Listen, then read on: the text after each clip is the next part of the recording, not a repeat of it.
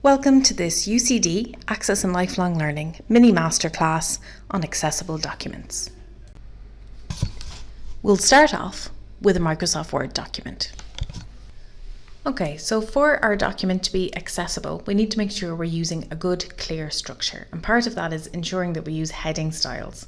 So that's using this styles tool here in Microsoft Word. So here you can see that this is a title. This is heading 1.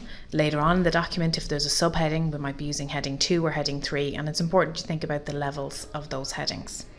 The next thing to think about is the font that we use. So you should be using a clear sans serif font. So you can see that this is Arial, a good clear font, no extra little pieces on the letters, so that's accessible. Here we have Times New Roman. This is a less accessible font. This is a serif font, so we want to avoid using this where possible.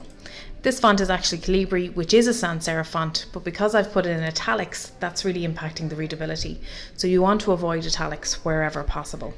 Something else to point out is that we want a minimum of size 12 for our font, and we also want to just use one font for the body of the text. So you can see because I have 3 here, it's actually quite difficult to read. So moving on then, images in your documents. So you need to make sure that you do have alternative text. So we have a description here, but you can see that the image itself has text in it. So we just right click edit all text, and then we can fill in a description. So we've got a list of all of these words. So if I was using a screen reader, it would read this text aloud, meaning I would be able to access the content. Without it, I can't access that content. Finally, just to show you, there is a very simple tool to use.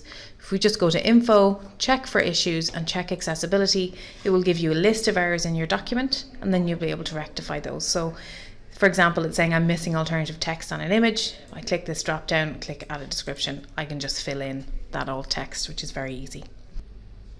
Thanks for watching this UCD Access and Lifelong Learning mini masterclass.